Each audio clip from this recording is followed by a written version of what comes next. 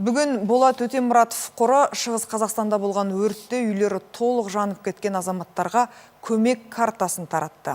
Картаға ие болған тұрғындар ондағы 1 миллион теңгені толық өз қажеттіліктеріне жұмсай алады.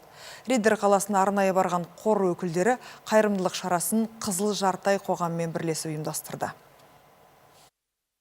Көмек картасын алған азаматтардың бірі Қайрат Исініп. Осыдан 10 жыл бұрын Риддер қаласына көшіп келген екен. Өткен аптада болған алапат өрт кезінде үйінің түгі қалмай жанып кеткен. Өздері үстінде киген киімдермен ғана қалған кезде қордың көрсеткен қазіргі қолдауы тұрмысымызды түзеуге көп көмек болатын болды дейді. 10 лет все собирали, строили. Соңғы 10 жылда жинаған мүлкімнің бәрі жанып кетті. Енді осы Болат Өтемұратов қоры бөлген ақшаға тұрмыстық техника сатып аламын.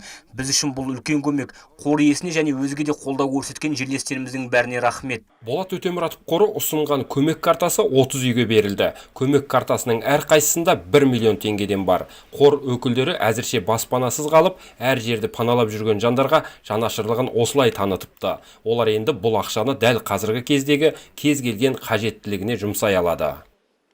Осы семьяларға көмек көрсетіп, осы қаражат зардап шеккен семьялардың алғашқы кезеңге керекті нәрселеріне және үйлерін қалпына келтіруге көмектеседі деп сенудеміз. Қазір өрттен зардап шеккен барлық тұрғындарға жан-жақты қолдау көрсетіліп жатыр. Тек ел ішінен ғана емес, гуманитарлық көмекті көршілес мемлекеттегі азаматтар да көрсетуде. Арнайы ашылған есепшотқа қазірдің өзінде 100 миллиондай қаражат жиналыпты. Оны дүние мүлкі бүлінген мұқтаж жандарға бөліп береді. Ал ондағы елдің кейбірі өрттен кейін үйлерін қалпына келтіре бастаған.